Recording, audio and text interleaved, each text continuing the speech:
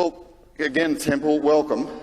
It's a great opportunity to have you here today. As I said, the visit that you've just had is Indonesia and Australia. You've looked at in particular, the live export supply chain, and was just interested to see and hear your thoughts on what you've seen.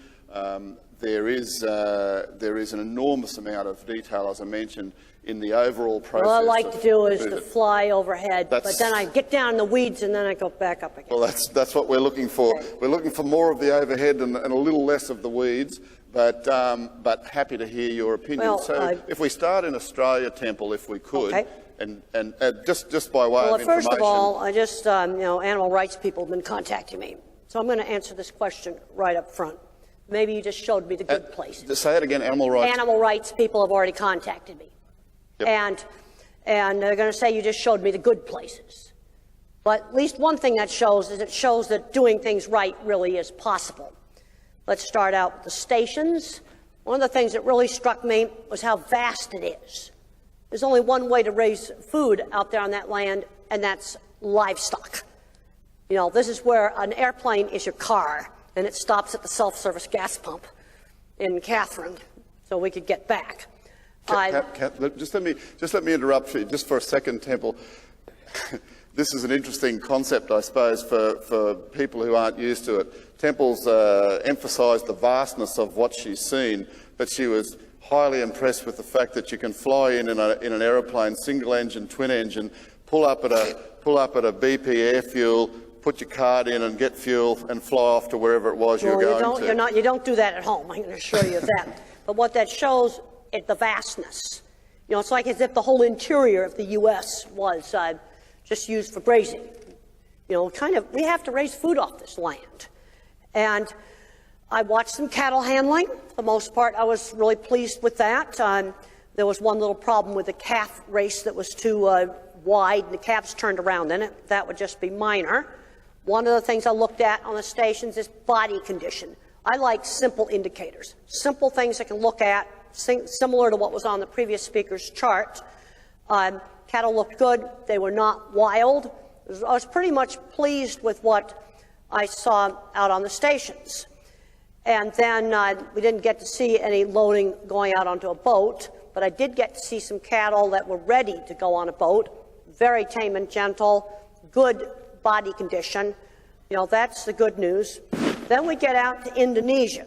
Actually, I went there first, went to 2 feed yards, one that was a semi-covered concrete floor, another one with a roof over the whole thing, concrete floor. And I look at things I consider critical control points, things I can directly observe. Yes, I'm going to get in the weeds on this, because it's stuff that I can see, and if I had gone into that feed yard and there was a bunch of filthy, dirty cattle in there, well, that somebody ought to fail an audit. Most of the cattle I saw in the feed yards were clean. I was pleased about that. There were a few dirty pens about this deep in muck that needed to be cleaned. On your system here, that would be major. You have to fix it, but nothing that would get somebody kicked off the approved supplier list. So dirty animals, I looked at that. Now I want to talk about another problem that I want to make sure we don't get, and that's lameness and swollen joints. In many parts of the world, Holstein cattle in the dairies have horrible problems with swollen joints. You're working right now on improved breeds of cattle. Be careful. I do not want swollen joints and lameness to get started on those concrete floor feed yards. We need to be measuring that. Ammonia levels need to be measured. That was good.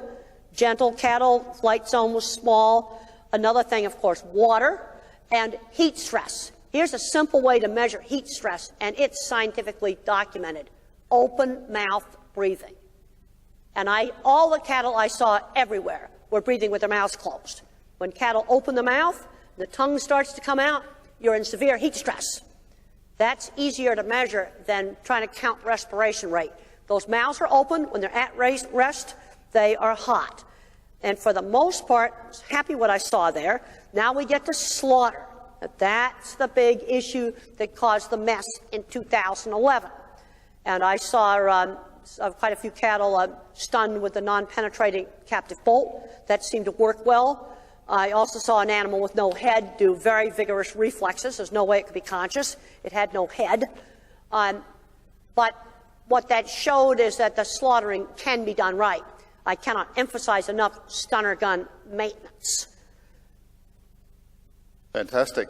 Well, so that's just a very quick overview. But my approach to welfare is there's certain critical control points, things like filthy, dirty cattle, heat stress symptoms, then, of course, handling, scoring. We need to score handling. I noticed a beautiful video back there showing good handling. And what I have found is that there's some people, you go out and they go to a low-stress cattle handling workshop, about 20% stay good. A light goes on in their head and they just get it. Everybody else, we've got to monitor it, just like the police have to monitor speeding out on the highway with speed cameras. So you measure handling, how many animals fell down during handling. Okay, we're handling the animals at the slaughterhouse in the restraint box. Does it vocalize? Because if it's vocalizing in the restraint box, you're hurting it. Or does it vocalize when you catch it with the head bail? If it vocalizes, you're hurting it. How fast cattle are going. Are they running into things? Electric jigger use. These are things I can measure. And then I can tell, is handling getting better or handling getting worse? Because we've got to make sure all of these things, we do not get bad becoming normal. And that's what happened in our dairy industry with lameness and swollen legs. We do have a few really good dairies that have corrected that. But we've got to make sure on the swollen legs and lameness that that problem does not get started on these concrete floor feed yards.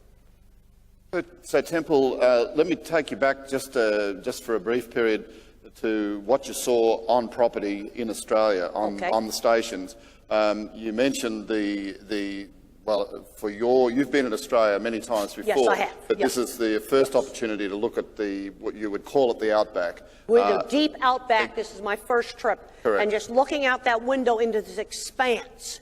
I mean, you go in an airliner at 30,000 feet in the U.S., I can see the farmland down below and see signs of civilization. As far as I can see, there's nothing, and then all of a sudden there's a cattle station there like an oasis out in that vastness. And you've talked previously about sustainability within the industry, both in the way we operate on the properties, etc., and the way we handle cattle, all those issues that lead to a good sustainable industry. And I'd be interested in your view, I guess, on what the best utilisation is for this vastness that you see. There's only one way to raise food on this land. We've got to raise food on this land, and that's grazing animals of various types. This is a very unique situation. You cannot grow crops on this land. What do we do, just leave it vacant? I don't think so. I was also pleased to see when I went to Indonesia, the cattle all being fed byproducts.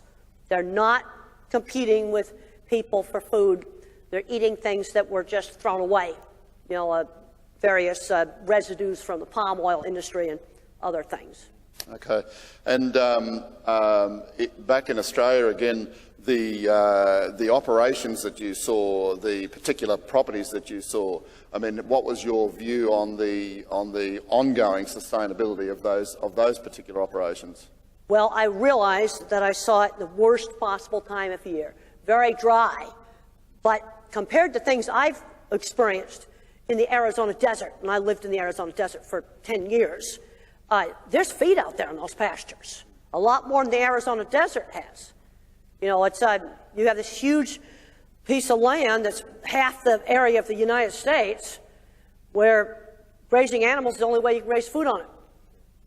When you got sustainability, then you get, animal welfare issues, but we've got to be raising food on that land. I'm not too sure, moving slightly off the property, I'm not too sure whether you had the opportunity to look at any of the transport of livestock. I did not. I was not able to watch a ship being loaded. Now, in early 80s, I did a project for the Australian government on looking at sheep being shipped out, and I saw some really bad handling at one place, screaming and yelling, and they were doing jumping jacks. And then I went out to Fremantle and watched them load ships out there, and it was fine. They were doing a very good job of handling. See, it gets back to management. Management's got to be behind doing things like handling right. And I have found in doing many workshops that if your manager's not behind you, then the employees are not going to get trained.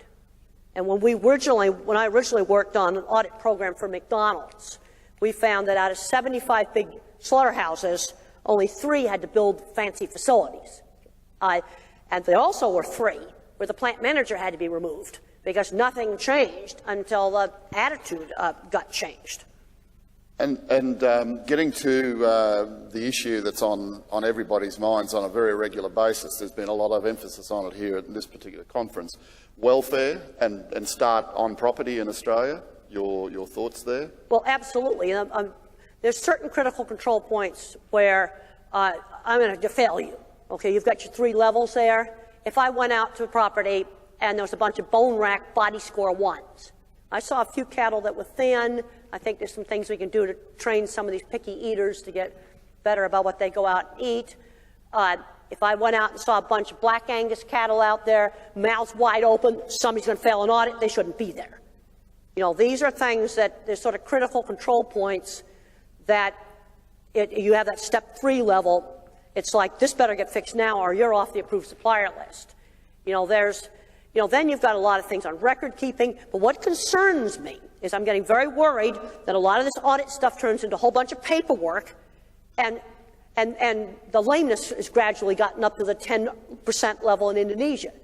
The lameness level in Indonesia right now is probably 1/4 of 1%. It's super good. I want to make sure we stay out of trouble because I'm worried about improved cattle possibly getting into trouble. If I went into Indonesia, dirty cattle, heat stress symptoms, sores on the cattle, ammonia levels. They've got to make sure in those roofed buildings they put ridge vents in, big ridge vents in, on a fully roofed yard, or you're going to have ammonia problems. So let me move to the feedlots in a second. Okay. If I could just stay for a minute with the on property, because it's a logical progression. We've talked about welfare on property and the things you saw there.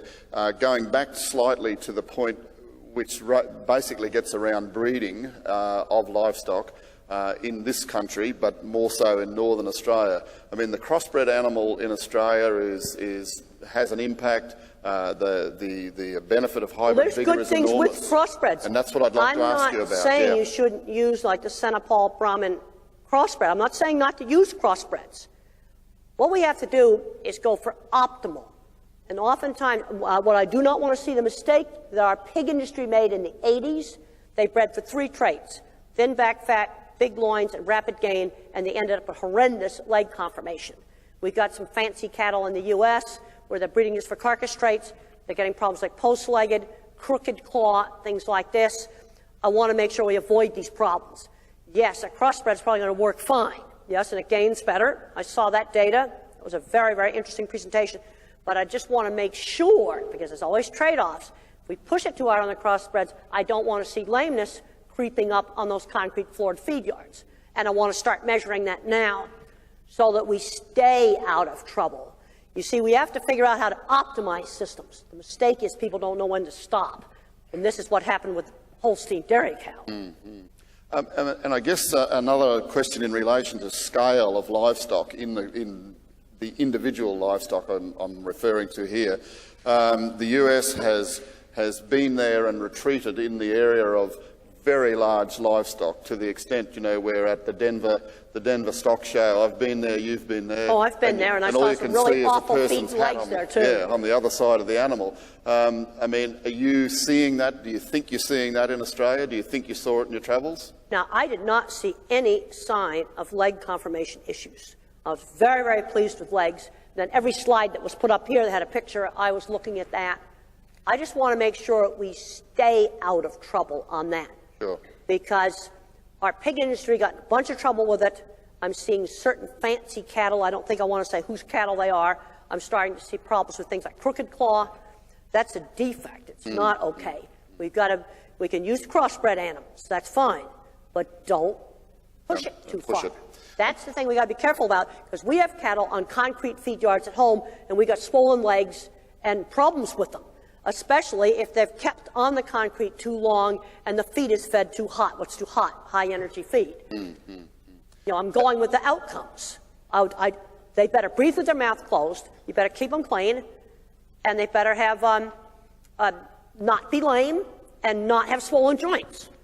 And I guess the question I would ask you is, based on what you've seen in Australia with livestock, we have a very, very different, rangeland system to that you have in the US. It's, as you said, it's gigantic. Like you've got Waterhole with 500 head of cattle around it. That's a family ranch at home. So each one of these stations is like 25 or 30 family ranchers. Yep. We have some big operations, but it's just not on the same scale. Yep. I mean, that is where I think in pictures, so I'm seeing this vista. You know what else I'm seeing? I'm seeing the Apple phone on the dashboard of the plane, and he's talking on the Bluetooth and going like this. And I'm seeing that gas. And you're looking out the window. Yes, and I'm looking at the altimeter to make sure we don't go up and do suffocate or something. Yeah, I saw talking on the phone while flying.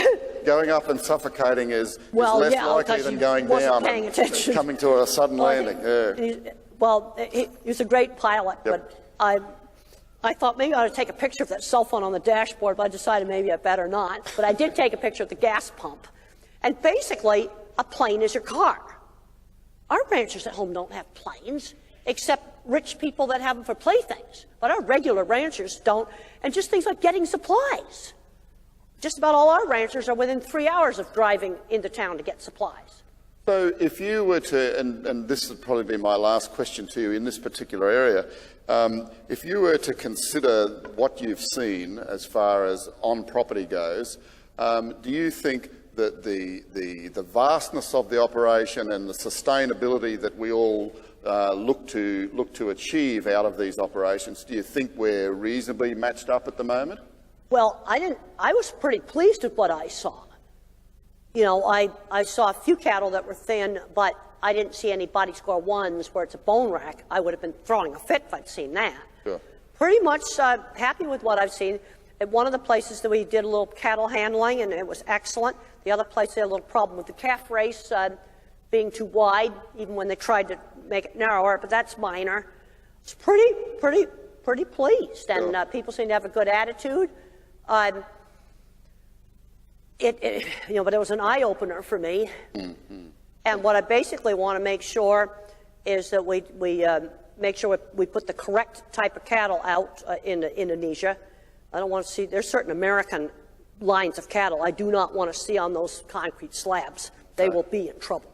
Well, I won't get into that area of breed and breed society, because in Australia you can find yourself almost sort of, you're virtually thrown out of the industry if you criticise one against the other. I'm not naming, except for Holstein, and I can give you umpty-ump journal article references on lameness and reproductive problems in Holstein, and I have it all in my book, Improving Animal Welfare, A Practical Approach. You can order it online.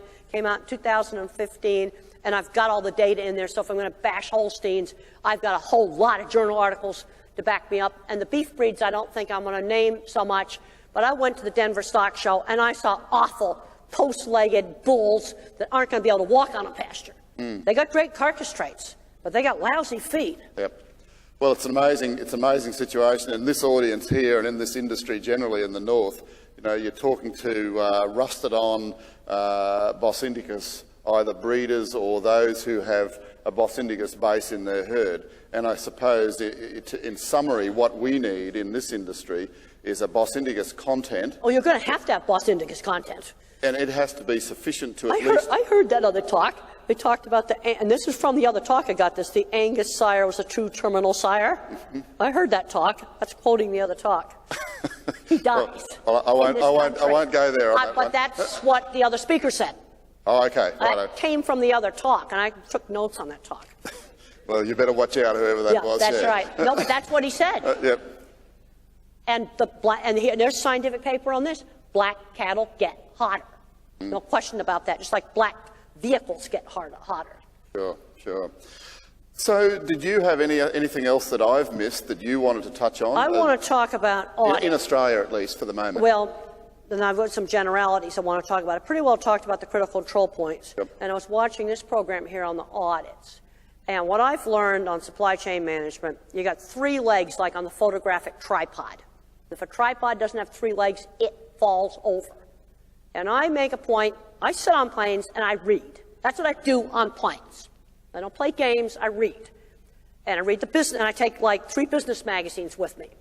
And I've read about supply chain disasters, big disasters, like the clothing factory that fell down and killed 1,000 people, another clothing factory burned up 100 people, the Baxter blood thinner scandal that killed a whole pile of people. And in every one of those cases, one of the legs on the tripod is missing. And when I worked on implementing the McDonald's audits, and for the most part, McDonald's is a really good school of supply chain management, you have the internal audits, just like you're suggesting here, where each facility would do all the measurements. Then you have a third-party independent auditing company going around checking. And then corporate, which would be some McDonald's supply chain manager going around checking. You've got to have 3 legs. Now, it looks like, and look at your system here, you got the 2 legs in the new system you're proposing. You still need government in there as the 3rd leg checking on stuff. Because where these big failures were, like that factory that burned up and killed all those ladies, they weren't doing their corporate audits. And they got caught. They said, "Ooh, we didn't buy any clothes there." But the activists got in and found the receipts in the office, which happened not to burn. And that brings up another thing. I mean, 2011 was like a horrible time for you. But look at how you've improved. Heat softens steel. This is saying, I've worked for years with metal fabrication. Heat softens steel, and then I can bend it into pretty grill work. But we want to make sure we bend it into pretty grill work, because sometimes the activists make us do something stupid. But what has made some of the changes at home was some of the activist pressure, some of the videos that came out. Because there's maybe it's a 4th leg on the tripod. It's this. This didn't exist 5 years ago. Catch you doing something you shouldn't be doing. And there's a little drone over there. It's going to fly over and catch you doing something too. Fantastic. If I could sort of jump across the water at the moment and go to Indonesia, where you've seen some of the facilities and some of the supply chain there, if we could call it that. Give us your view on what you saw. Let's start at the feedlot. I don't think you were able to see cattle. I did not see any transport. No, you weren't. I didn't see any transport, so I can't comment on that. That's okay. I saw cattle in the feed yards, and basically I was pretty pleased with what those cattle looked like, except for a few dirty pens that needed to be cleaned. That's something they can easily do. Then I saw cattle when they brought over to the slaughterhouse. They looked fine. Now the issue comes up about non-stunned slaughter. It's a controversial issue. I've done a lot of work on non-stunned slaughter because in the U.S. they have very strict rules that protect religious freedom.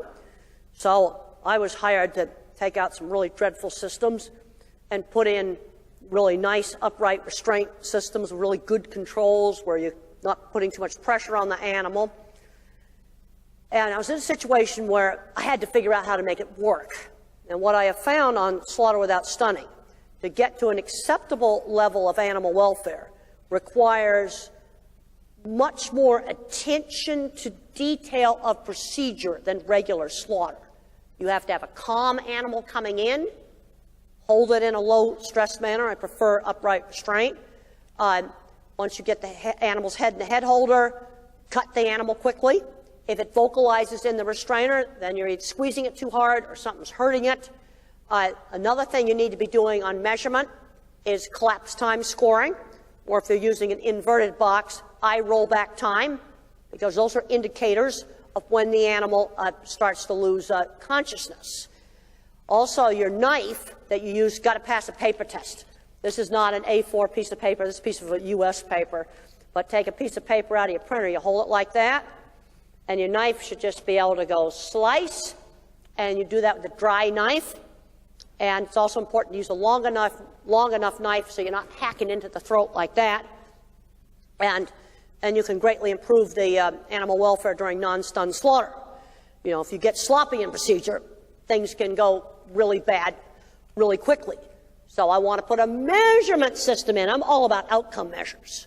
I prefer an upright box, but there are some inverted boxes that will pass this audit, No more than 5 cattle out of 100, 5%, vocalizing mooing when they're in that box or entering that box. And I don't judge the intensity of the moo. He's either silent or he makes a sound.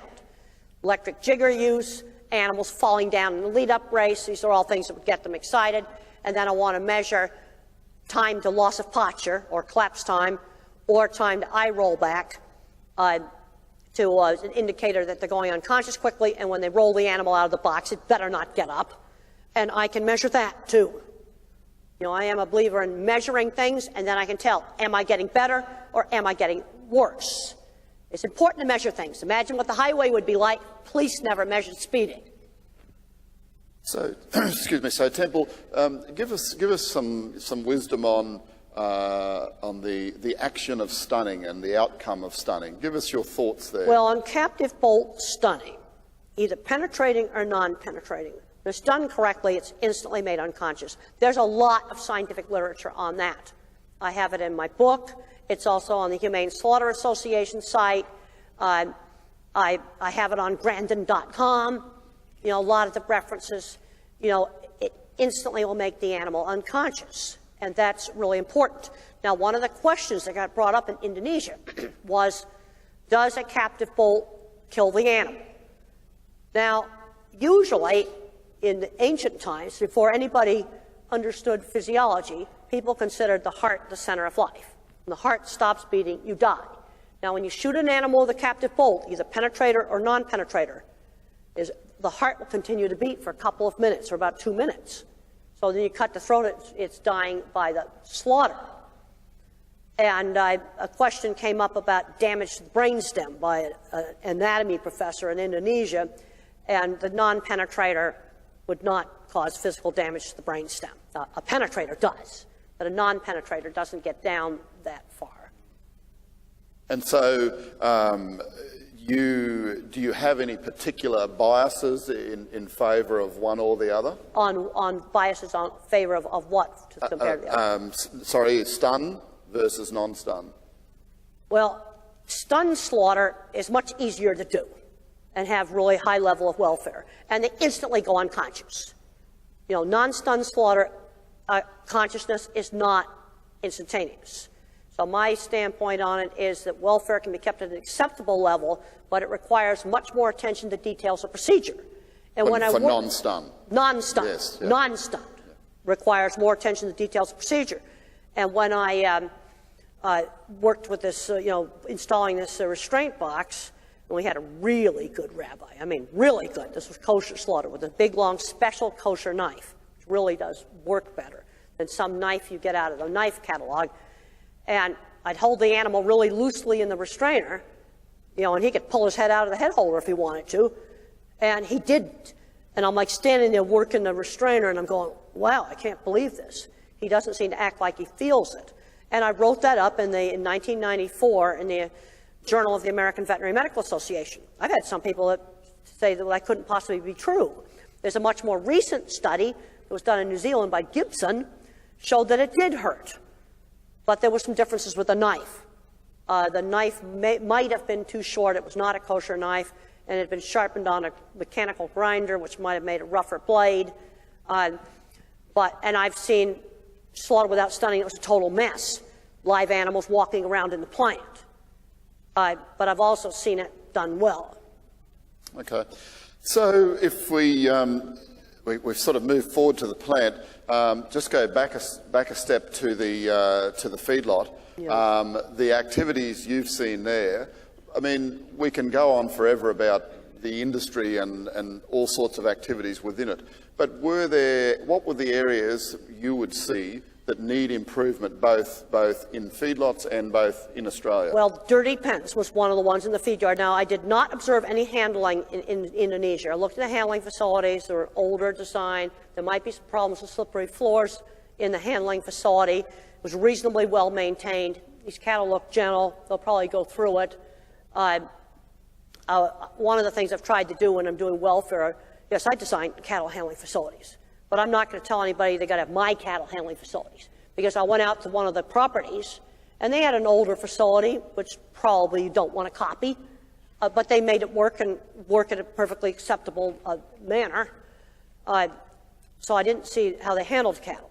And I didn't see the transport vehicles. Sure. Now, one thing I did see is carcasses hung up in a chiller at one of the big plants that I went to, and I looked for bruising. And if you have an animal get down in a truck and the other cattle walk over the top of it, it will have bruises all over it. You see, that's another outcome measure that you can do to monitor transport, is are we getting some carcasses in with bruises over, major portions of the body of the animal? And I did not see that. It's a small sample, and the animal rights people are going to say, well, you just saw the good places, but it shows it is possible to slaughter cattle in Indonesia with good level of animal welfare. Sure. And the feed yards, they looked good. Yeah. Okay. A lot of those cattle I saw in those Indonesian feed yards, they got better welfare than some of our dairy cows have got. We've got some dairy cows with horrendous welfare, and some of it's genetic, and some of it's poor management of the housing. Right. Okay. So, stepping forward from that point, we've been from the paddock to the feedlot to the abattoir.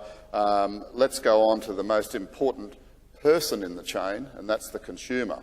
Now, obviously, in this case, in the live export trade, the consumer is overseas. That's right, and in this case, in Indonesia, I don't think anybody who's visited Indonesia, if they have and they haven't been to a wet market, well, then they've missed part of the experience. Oh yes, we went to a Tell us what you disgusting, foul, disgusting wet market.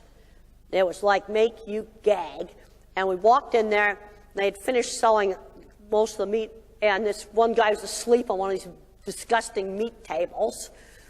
But there were some animals in that wet market that had good welfare. There was like 3 or 4 goats running around eating the leftover produce, and they looked just fine.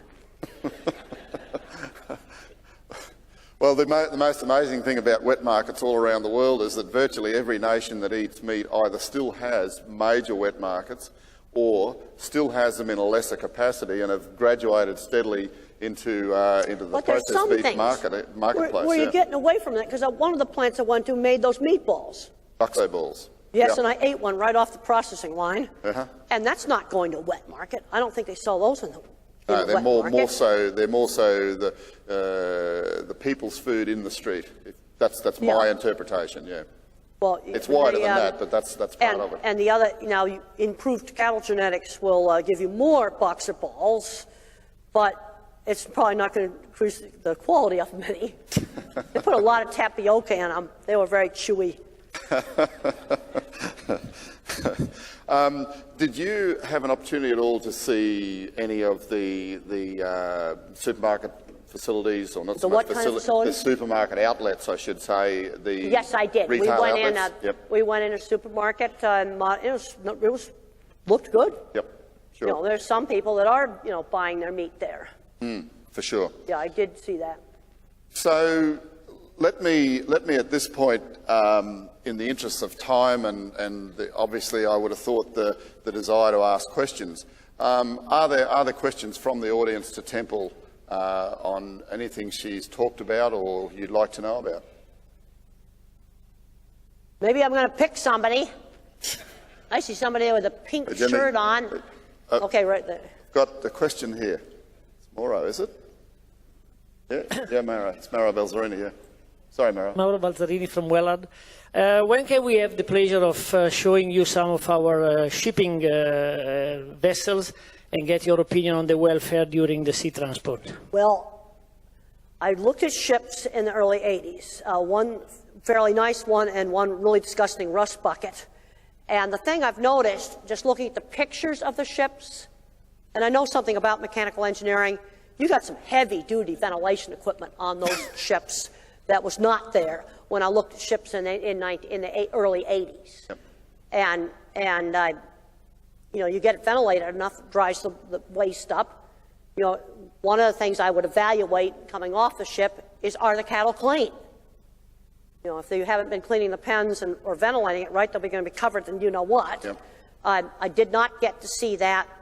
I know that the loading can be done decently. I saw that in 1980. Loading of ships can be done right. I've seen cattle put onto ships in Hawaii. They put them in converted shipping containers which I don't think is as good as what you're doing.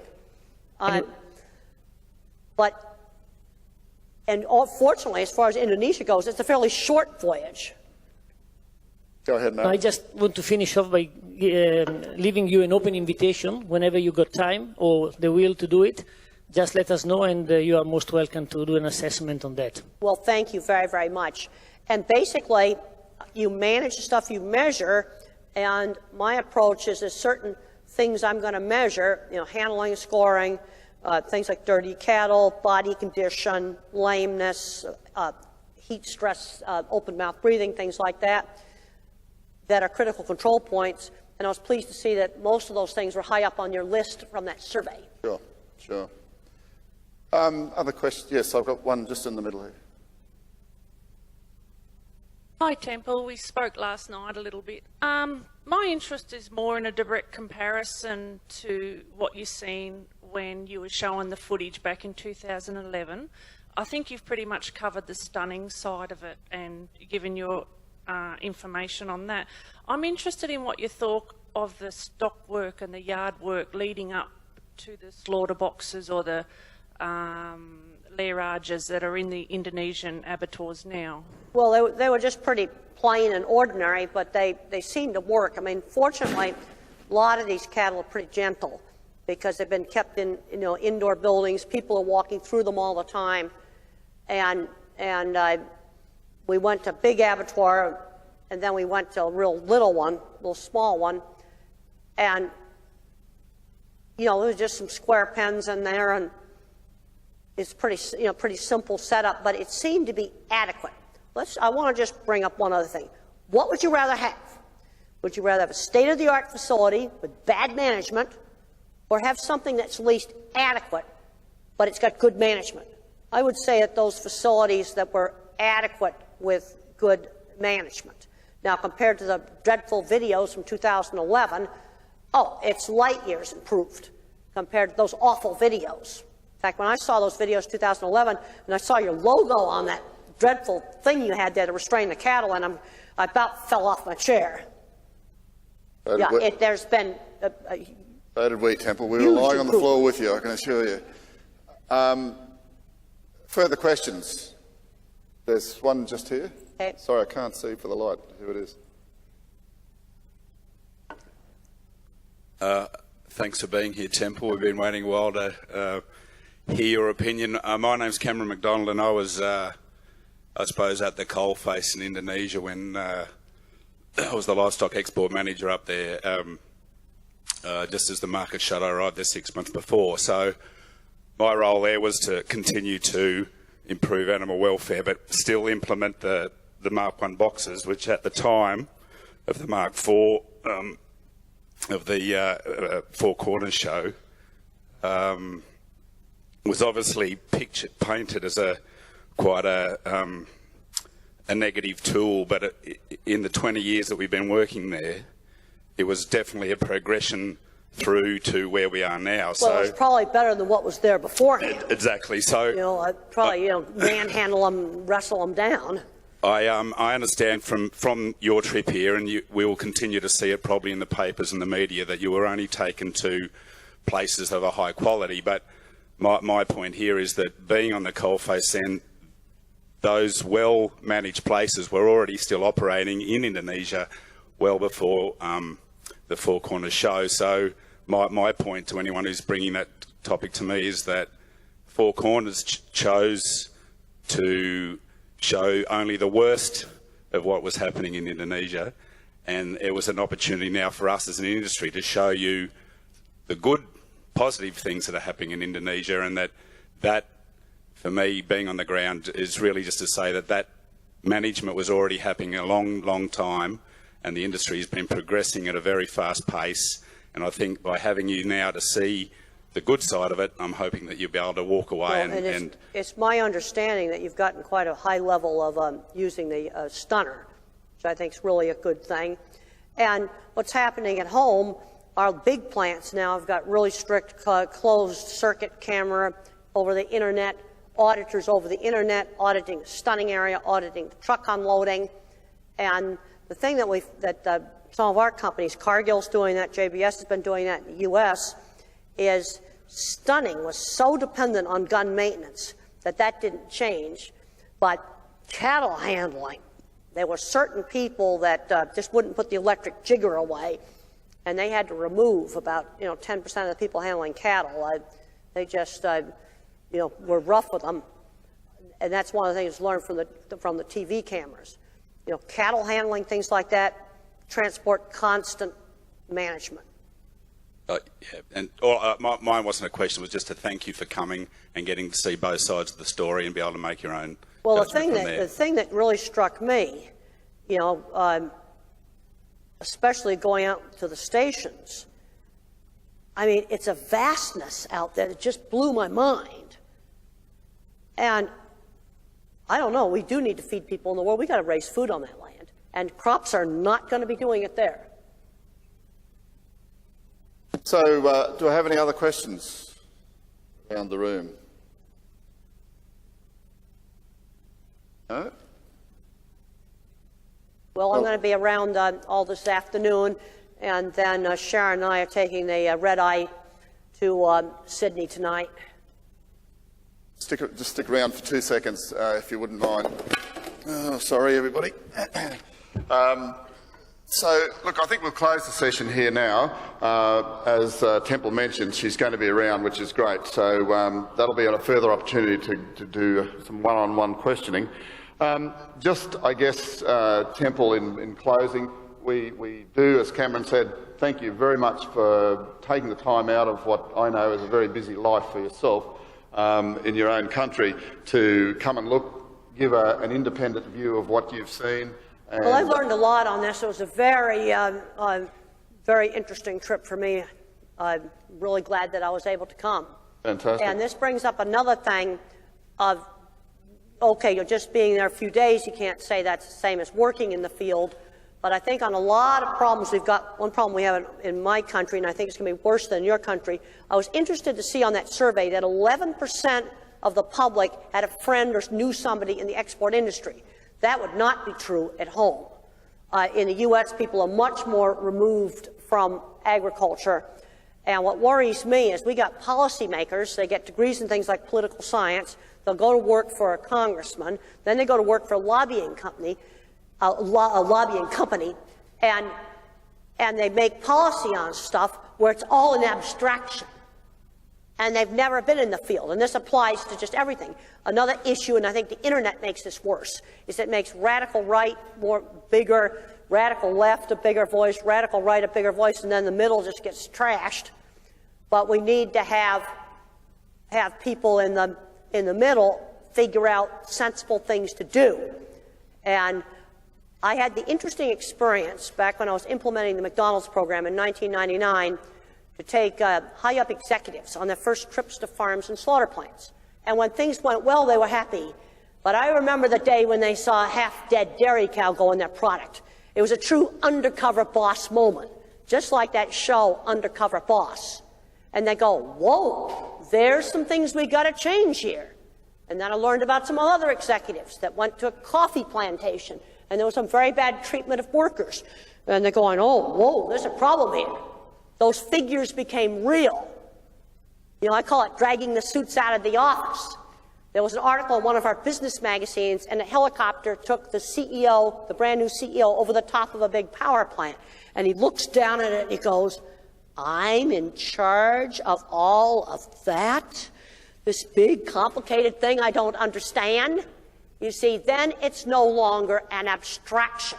And I think a big problem around the world, in the developed world, is policy getting what I call abstractified, where maybe they'd never get out in the field. Let me assure you, you don't have it all to yourself in America. That's about the one thing I can assure you of, Temple. It's not just common to the US. But look, thank you again, Temple.